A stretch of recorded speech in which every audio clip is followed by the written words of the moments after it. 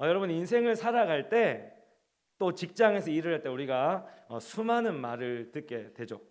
그 가운데 혹시 이런 말 들어보셨습니까? 네가 그런다고 누가 알아주기나 하냐? 라는 말 들어보셨나요? 혹시 이 말을 들어봤다면 여러분 이 말이 무슨 뜻으로 하는 말일까요? 들어본 사람들은 잘 알 겁니다. 진짜 너 미련하다라는 말을 달리 표현한 말이다라는 것이죠. 로마 바티칸에 가보면 유명한 성당 하나가 있습니다. 바로 시스티나 성당인데요. 이곳이 이렇게 유명한 이유는 이탈리아의 화가 미켈란젤로가 그린 그 천장화 때문에 굉장히 유명합니다. 1508년 미켈란젤로는 교황 율리우스 2세의 요청에 따라 불후의 명작인 천지창조를 그렸습니다. 여러분 천지창조 아시나요? 네, 아시는 분 한 분 계시네요. 네, 그가 그림을 그릴 때 있었던 재미있는 일화가 하나 있죠. 그는 날마다 이 성당에 틀어박혀서 사람들의 출입을 제한하고 4년이라는 긴 기간 동안 이 벽화 그리는 데만 온전히 매진했다라고 합니다. 천장하다 보니까 이제 고개를 이렇게 뒤로 젖힌 채 이렇게 누운 이런 자세로서 그림을 그려야 했었죠. 하도 오랫동안 이렇게 그림을 그리다 보니까 나중에는 이제 습관이 된 거예요. 그래서 편지를 읽을 때도 보통은 이렇게 읽어야 되는데 이렇게 읽었다는 그런 이야기들도 있었습니다. 그러던 어느 날이었습니다. 여느 때와 마찬가지로 천장 밑에 세운 작업대에서 앉아서 고개를 뒤로 젖힌 채로 열심히 작업을 하고 있는데 천장 구석구석 심혈을 기울여 그림을 그리고 있는데 한 친구가 찾아오는 겁니다. 친구가 찾아와서 이런 말을 했다고 하죠. 여보게, 잘 보이지도 않는 구석까지 뭘 그렇게 정성 들여 그리나? 그러면서 뒤에 한마디를 덧붙였다고 하죠. 그 말이 뭐였을까요? 여러분 예상하시는 그 말입니다. 누가 알아준다고 라는 말이었습니다. 여러분 이 말을 들은 미켈란젤로가 기분이 좋았을까요? 나빴을까요? 어땠을까요? 상당히 기분이 나빴을 것입니다. 자신은 혼신을 다해서 그렇게 작업에 매진하고 있는데 기껏 와서 한다는 이 친구의 말이 그런 말이었기 때문이죠. 친구는 이 미켈란젤로의 그런 노력을 무시한 채 그런다고 누가 알아주기나 하냐? 참 미련하다라는 식으로 비꼬았다는 것입니다. 이런 친구의 말에 미켈란젤로는 내가 알지 라고 대답했다고 하죠. 이를 통해 우리가 알 수 있는 사실 한 가지가 있습니다. 무엇일까요? 누가 알아주지 않는다면 그가 하는 일은 가치가 없는 일이 된다라는 것입니다. 오늘날도 역시 누가 알아주길 바라는 시대지 않습니까? 지난주 우리 재보궐선거가 있었죠. 내년에도 20대 대통령 선거와 그리고 제8회 지방선거를 앞두고 있습니다. 선거철이 되면 이렇게 늘 이 선거 행사와 관련된 기사들이 눈에 많이 띄긴 합니다. 좋은 이미지를 얻고 또 표를 하나라도 더 받으려고 봉사활동을 하기도 하고 자선 행사 이런 것들을 하기도 한다라는 거죠. 그리고 이게 그냥 하는 게 아니라 소문이 잘 나도록 사진도 참 대놓고 이렇게 탁 찍어놓고 그래서 정말 좋은 글귀로서 기사를 남긴다라는 것입니다. 심지어 제목이 오른손이 하는 일을 왼손이 모르게인데 딱 들어가 보니까 무슨 내용이 어떤 봉사를 했는지 정말 자세하게 이렇게 적어놓는 그런 기사들도 있었습니다. 그럼 우리는 예외일까요? 인스타그램 많이 하시죠? 페북 정말 많이 하시죠? 이런 SNS를 보면 하나같이 자기의 삶을 낱낱이 이렇게 공유하고 있습니다. 그러다 보니 친구를 직접 만나지 않았음에도 불구하고 이 친구가 어디서 뭐 하는지, 뭐 먹었는지, 어디에 관심이 있는지, 무슨 헛짓거리를 하고 다니는지 다 알 수 있다라는 것이죠. 더군다나 오른손이 하는 일을 왼손이 모르게 하라는 이 성경 말씀, 이것도 새롭게 만들었습니다. 오른손이 하는 일을 왼손이 알게 하라. 그런 시대가 오늘날 우리가 사는 시대인 거죠. 우리는 왜 이렇게 자신을 알리려고 하는 걸까요? 왜 우리는 이렇게 자신을 알리려고 하는 걸까요? 그 이유를 찾자면 바로 내가 하는 일이 가치 있는 일이라는 걸 좀 드러내기 위함이다라는 것입니다. 나 이런 사람이야. 노래도 있죠. 나 이렇게 잘 살고 있어. 남들보다 조금 더 낫다는 것을 보여주고 싶은 목적을 다들 가진다라는 겁니다. 쉽게 말해 인정받고 싶어 한다는 것이죠. 그래서 사람들은 늘 좋은 모습, 늘 행복했던 모습, 늘 잘했던 모습들, 그런 것들을 SNS에 올린다는 겁니다. 그런데 예수님은 오늘 본문에서 이런 것들에 대해 주의하라, 그렇게 말씀하십니다. 성경을 보실까요? 우리 1절을 보면 사람에게 보이려고 라는 말씀이 있죠. 이 말이 3번이나 반복되어져 있습니다. 5절에 가보면 사람에게 보이려고, 16절에 가보면 또 있죠. 사람에게 보이려고. 결국 무엇입니까? 이 반복했다는 것은 강조를 의미하는 것이죠. 예수님은 지금 사람에게 보이려고 하는 행동, 자신을 드러내려고 하는 행동을 주의하라, 그렇게 말씀하고 있다는 것입니다. 그리고 예수님은 이것을 유대인들의 경건 행위죠. 3가지 큰 경건의 기둥이 있습니다. 구제, 기도, 금식. 여기에 적용해서 주의하라, 그렇게 말씀하고 있습니다. 계속해서 오늘 본문을 보면 예수님은 경건 행위 중에 하나인 이 구제에 있어서 은밀하게 할 것을 강조하고 있습니다. 그런데 여러분, 구제, 이 선한 일을 할 때 은밀하게 할 수 있을까요? 오른손이 하는 일을 왼손이 모르게 하라라고 이야기하셨는데 그게 가능할까요? 제가 생각할 때는 이것은 불가능한 일인 것 같습니다. 우리 신체 구조상 어떻습니까? 오른손이 뭔가를 하면 이 뇌는 오른손이 뭔가 했다는 걸 인식을 하죠. 그리고 나서 이제 왼손 어떻습니까? 뇌가 알았다면 내 왼손도 그걸 알고 있다라는 거죠. 오른손이 하는 걸 왼손이 모르게 한다? 좀 이상합니다. 불가능한 일인 것 같아요. 그러면 예수님의 이 이야기가, 이 비유가 잘못된 건가? 의문이 들죠. 여러분, 빛이 어둠에 가릴 수 없듯 빛의 영역으로서 선한 일은 결코 감춰질 수 없습니다. 선한 행동은 반드시 누군가에 의해서 드러나게 돼 있다라는 것입니다. 예수님은 이런 사실을 분명 아셨을 겁니다. 근데 그럼에도 이 은밀함을 지금 강조하고 있다라는 것이죠. 예수님 왜 이걸 강조하고 있는 걸까요? 은밀함이라는 말에 어떤 의미가 담겨져 있는 것 같은데 어떤 가르침을 주시려고 지금 이런 말씀을 하고 있는 걸까요? 우리 함께 이 말씀의 의미를 알아보고 우리 삶을 새롭게 하는 시간 되시기를 소망합니다.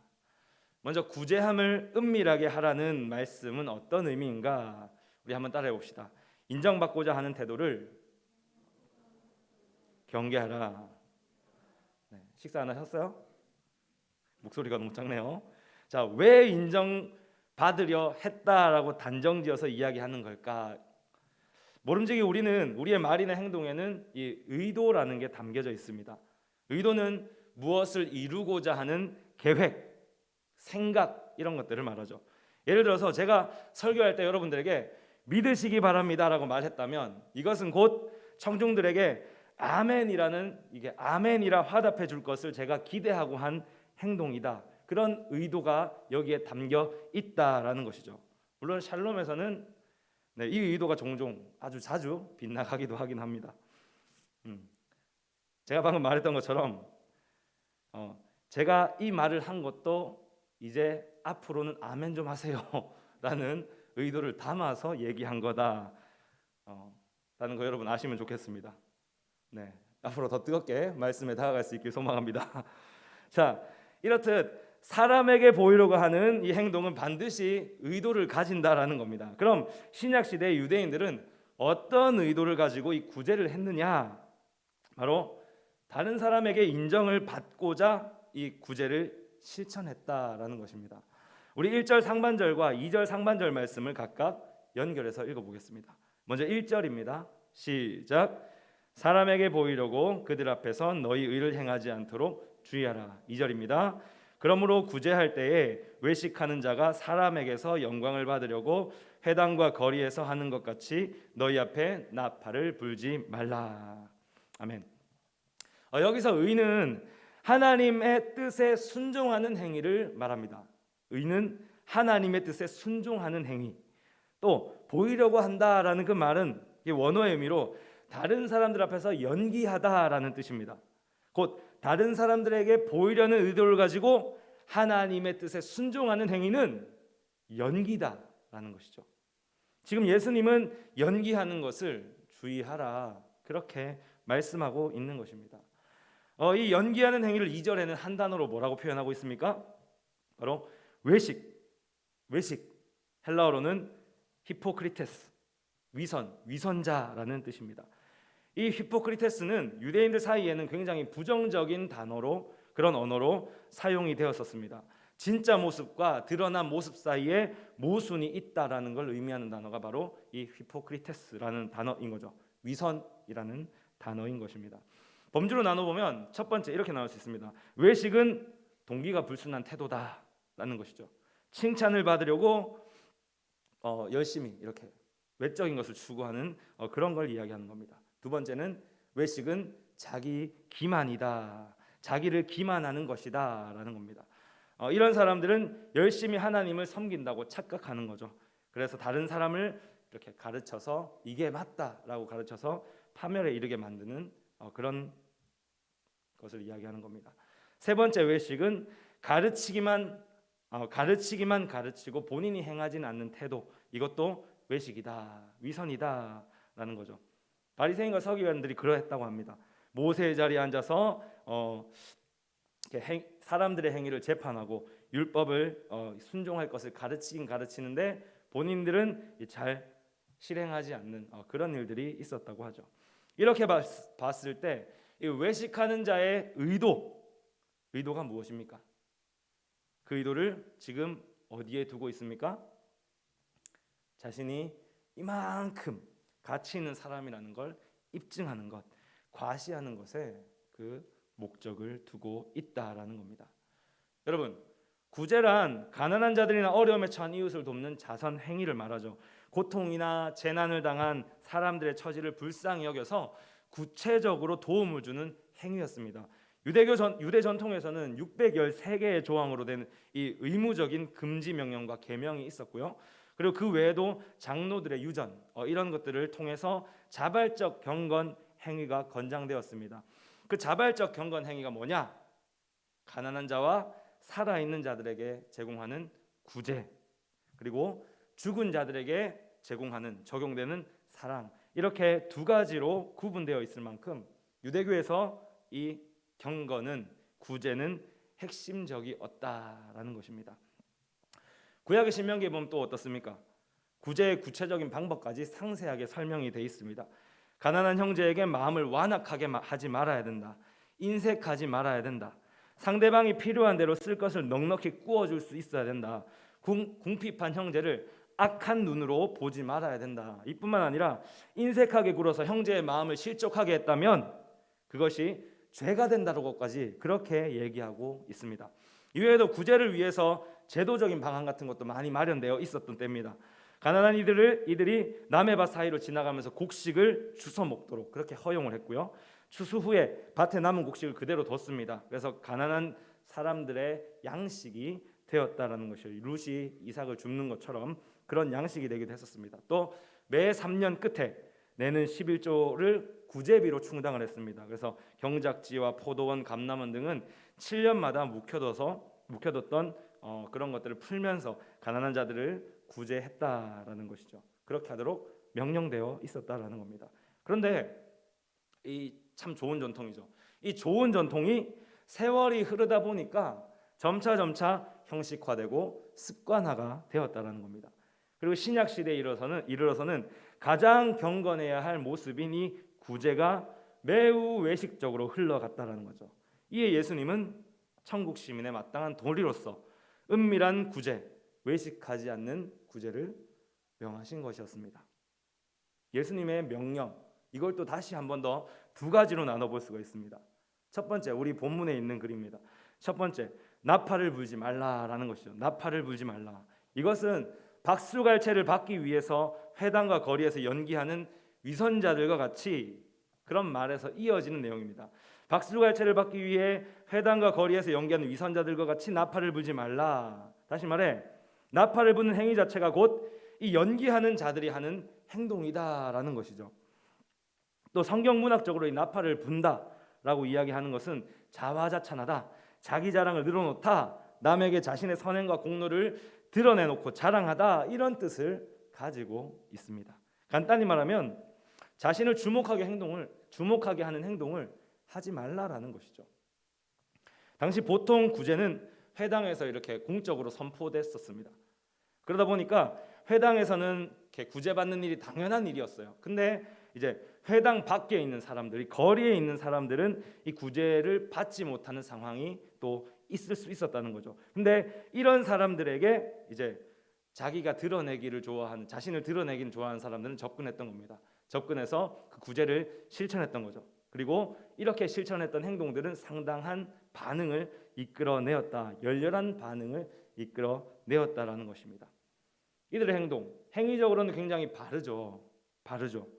그러나 역시 이들의 의도는 잘못되었기에 예수님은 이런 예를 들면서 나팔을 불지 말라, 그렇게 말씀하셨던 것입니다. 두 번째입니다. 오른손이 하는 것을 왼손이 모르게 하라라는 말입니다. 이 말은 자신마저 모를 정도로 공개되는 것을 원하지 말아야 함을 뜻하는 이런 과장법이라고 볼 수 있습니다. 연기를 할 때 우리가 이렇게 손동작을 쓰죠. 이 손동작은 관객을 위해서 굉장히 중요합니다. 제가 여러분들에게 여기서 이렇게 하는 것보다 이렇게 하면 더 호응이 있을까요? 네. 아무튼 이 손동작이 굉장히 연기할 때는 중요하다라는 것이죠. 좋은 연기자는 관객의 관심을 끌기 위해서 또 좋은 손동작을 익혀야 했다라고 합니다. 그래서 한 손만 가지고는 이 좋은 동작을 낼 수가 없기 때문에 이 양손을 잘 쓸 수 있는 법을 익혔어야 됐다라는 거죠. 그건 무슨 말입니까? 좋은 연기자가 되지 말라는 말입니다. 외식하는 자가 되지 말라, 그런 말씀이라는 겁니다. 혹시 우리 가운데도 이런 사람들 있습니까?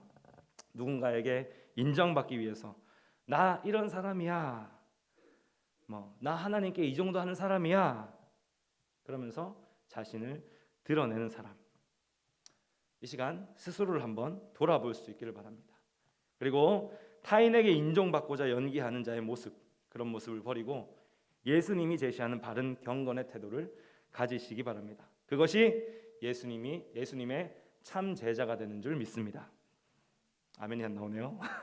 자, 그렇다면 왜 우리는 이 인정받는 태도를 주의해야 되는 걸까?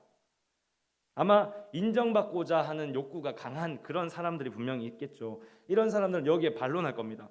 아니, 보이기 위해서 일을 행하는 것이 왜 잘못인가? 보이든 말든 누군가를 도와주는 건 좋지 않나? 도대체 이게 뭐가 문제가 되는가?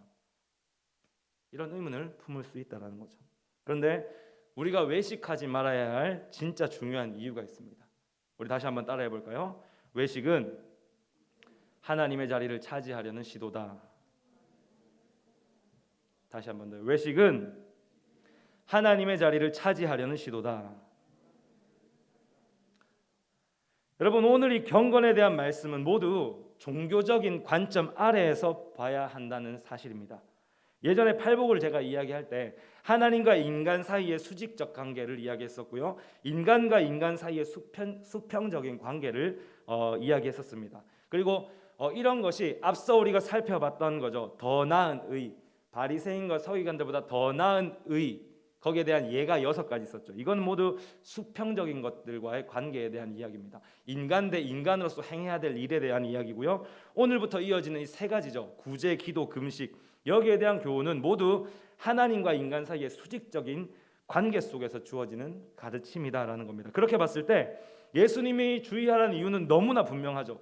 2절에서도 이야기하지만 사람에게서 영광을 받는다, 박수갈채를 받는 행위는 곧 무엇입니까? 하나님이 받아야 할 영광을 가로채는 행위다라는 것입니다. 구제의 명령은 하나님이 하셨고 그 말씀에 따라 우리는 구제를 이렇게 실천합니다. 그럼 이 구제할 때 누가 드러나는 것이 정상이죠? 하나님, 맞습니다.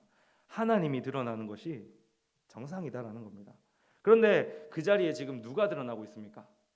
외식하는 자들. 이들이 지금 인정받고자 하는 욕심 때문에 하나님의 자리를 차지하려는 엄청난 죄를 짓고 있다라는 것입니다.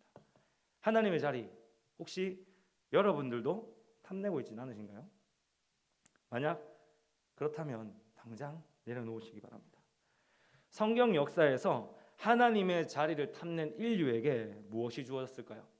여러분 잘 아시는 창세기, 아담과 하와.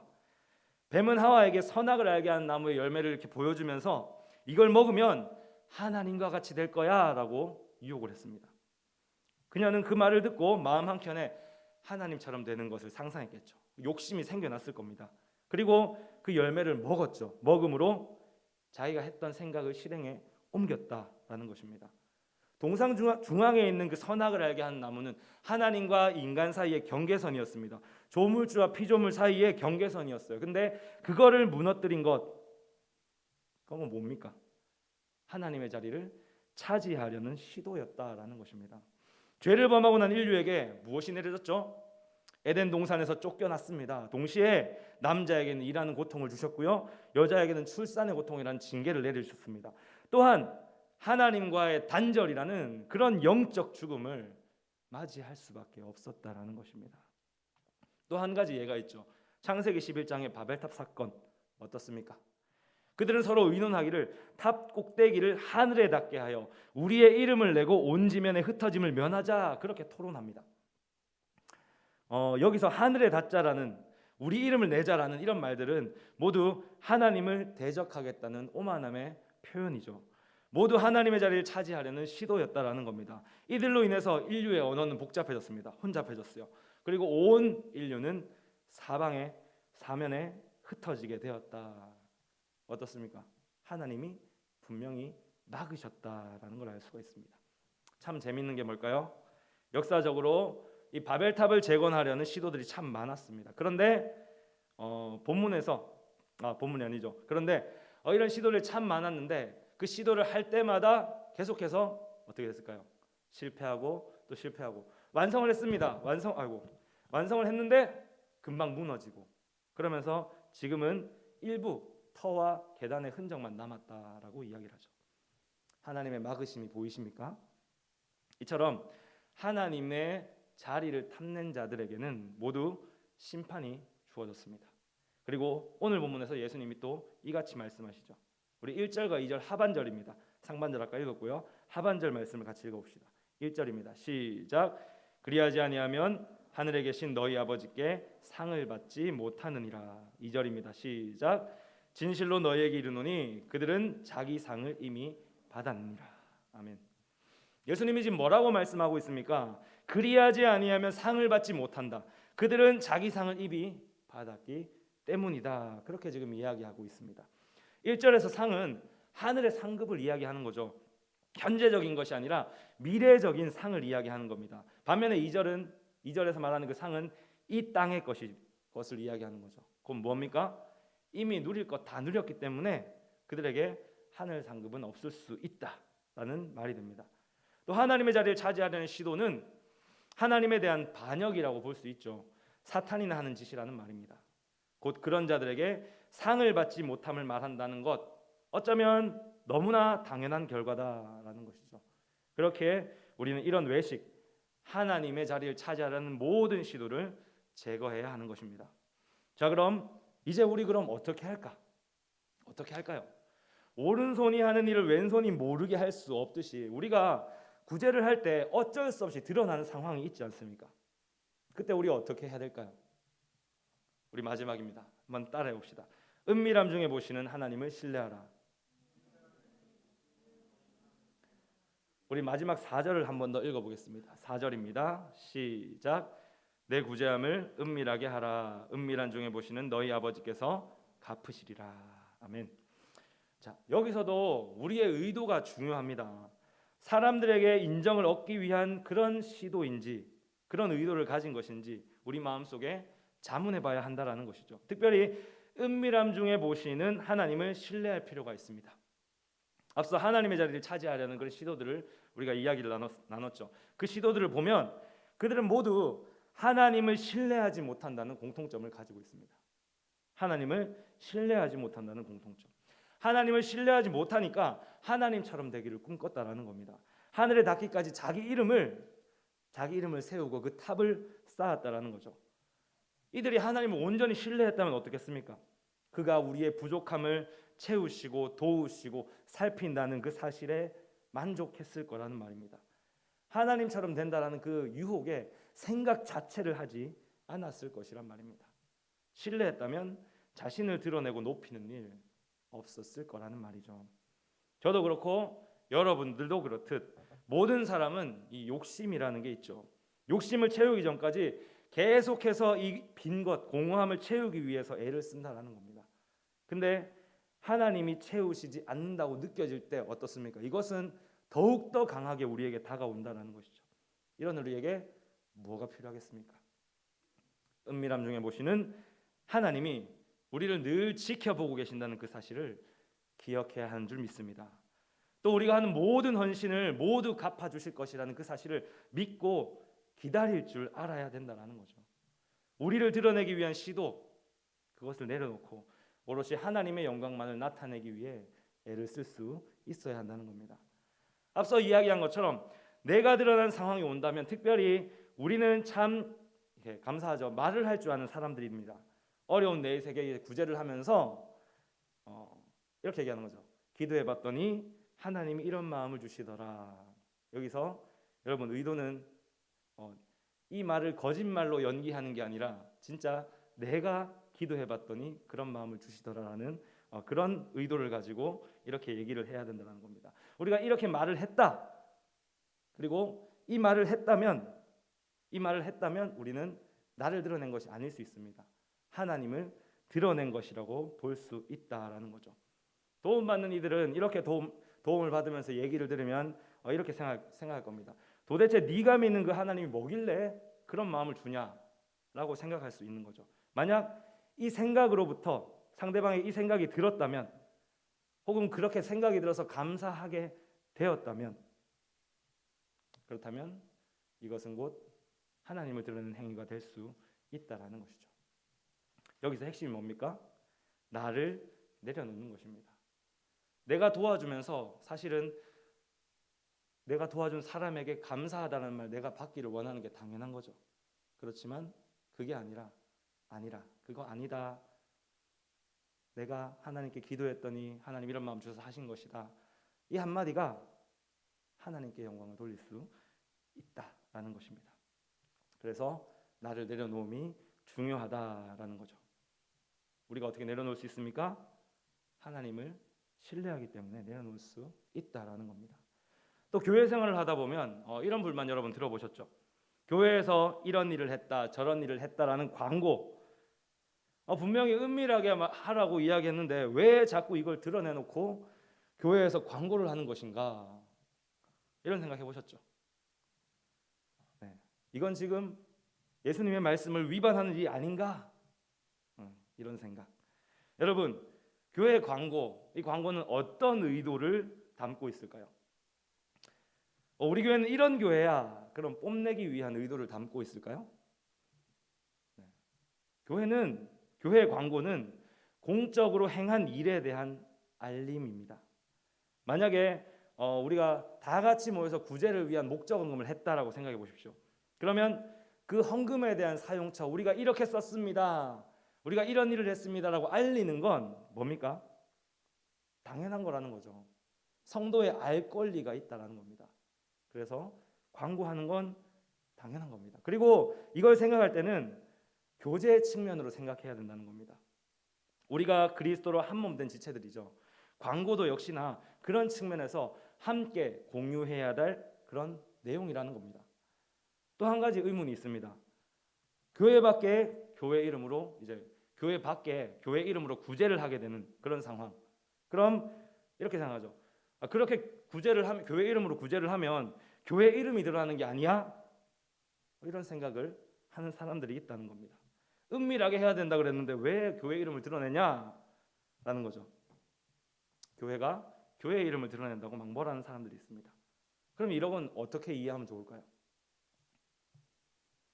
여러분, 오늘 본문에서 이 은밀하게라는 말은 공적인 말이 아닙니다. 개인에게 적용되는 말입니다. 개인의 경건에 해당되는 말이다라는 겁니다. 교회의 공적 움직임에 있어서 이 은밀하게 움직이라는 말은 모순이 되는 말입니다. 교회는 하나님의 거룩한 공동체, 복음의 전초기지입니다. 교회가 구제 활동을 벌이는 것은 주님의 뜻을 행해야 하는 그 명령 때문에 하는 것이죠. 교회의 이름을 드러내기 위함이라는 이 의도를 가질 수 있다는 반문을 해볼 수도 있겠지만 교회는 개인의 것이 아니죠. 우리의 것입니다. 공적으로 우리의 대표격으로 당회가 조직이 되어 있고요. 그 회의를 거쳐서 정해지는 일들을 가지고 교회가 움직인다라는 것이죠. 때문에 교회의 이름을 드러내기 위한 구제라는 것은 사실 어려운 일이다라는 겁니다. 또한 교회가 공적으로 움직인다. 그게 뭐겠습니까? 그리스도의 몸이 움직인다라 생각해 본다면 이것은 교회의 머리 대신 주님의 뜻에 따른 움직임이다라고 생각해 볼 수 있다는 겁니다. 사람들은 1차적으로 이렇게 생각할 겁니다. 아, 저 교회 참 괜찮네. 경산중앙교회 참 좋은 일 많이 하네. 이름이 알려지겠죠. 근데 2차적으로는 대부분의 교회가 이미 교회가 뭔지 다 알고 있습니다. 어떤 곳인지 알고 있죠. 우리가 믿는 그 하나님에 대한 존재를 생각하게 된다라는 겁니다. 그리고 지금까지 들었던 이런 의문들은 모두 나를 드러내기 위한 시도죠. 이 말에 대한 의도를 생각해 본다면, 이 의문에 대한 의문을 제기하는 나를 생각해 본다면 그 중심에 내가 있다라는 겁니다. 그러나 이것은 모두 우리의 일입니다. 교회가 선을 행하면 그 공동체인 우리 모두가 선을 행하는 것이라는 말입니다. 그러므로 당장에 내가 인정받지 못할지라도 은밀한 중에 보시는 그 하나님은 우리의 마음을 은혜로 채우실 것이다라는 거죠. 모두 이러한 하나님을 신뢰할 수 있어야 합니다. 하나님을 향한 믿음으로 온전히 하나님의 영광을 돌려드리는 그런 믿음의 백성 되시길 소망합니다. 이제 말씀을 마무리하겠습니다. 오늘은 앞서 언급했던 미켈란젤로 이야기로 말씀을 좀 마무리하려고 합니다. 앞서 미켈란젤로에게 누가 알아주기라도 하냐라는 식으로 친구가 물었다고 했습니다. 이 말을 들은 이 미켈란젤로가 그거야 내가 알지 라고 대답을 했죠. 이 말을 하고 미켈란젤로는 누가 알아주든 말든 그냥 잘 보지도 않고 구석구석까지 혼신의 힘을 다해서 이 작품을 완성했다라고 이야기하죠. 그리고 이 천지창조라는 엄청난 대작이 탄생하게 되었다는 겁니다. 아무도 알아주지 않을 줄 알았는데 그렇게 혼신의 힘을 다하니까 훗날 누가 알아줍니까? 후손들이 알아준다는 거죠. 우리가 알아준다는 거죠. 누구나 아는 멋진 작품이 되었습니다. 누구나 다 알아줍니다. 이런 미켈란젤로의 모습, 저는 이 모습이 오늘날을 살아가는 그리스도인의 삶의 자세가 아닐까 생각해 봅니다. 누가 알아주지 않아도 복음을 위해 헌신하는 그리스도인, 누가 알아주지 않아도 경건을 실천하는 주님의 제자. 우리의 가치는 우리가 정하는 것이 아니죠. 하나님이 우리의 가치를 이미 정해 주셨습니다. 그러므로 바라기는 나를 높이려고 하는 모든 동기의 행동을 내려놓으십시오. 여러분이 꿰차고 있는 자리 어떻습니까? 그 삶의 자리 누구의 자리입니까? 주님이 우리 삶에 있어야 되는데 혹시 그 삶의 자리에 내가 있지는 않습니까? 그 자리는 주님의 자리입니다. 이제 내려놓으시기 바랍니다. 하나님께 맡기시기 바랍니다. 그때야 우리는 진정한 구원을 얻을 줄 믿습니다. 하나님 주시는 그 하늘 상급 그걸 받아 누리게 되는 줄 믿습니다. 또 훗날 우리는 드러나진 않지만 누군가가 우리를 알아주겠죠. 회상하면서 말하겠죠. 그 사람 참 좋은 사람이었어. 그 사람 때문에 내가 이렇게 살았어. 자신을 드러내지 않고 하나님의 영광만을 나타내는 그런 삶으로 이렇게 고백하는 자들을 이 땅에 남기시는 모든 주님의 백성들 다 되시길 주님의 이름으로 다시 한 번 더 축원드립니다.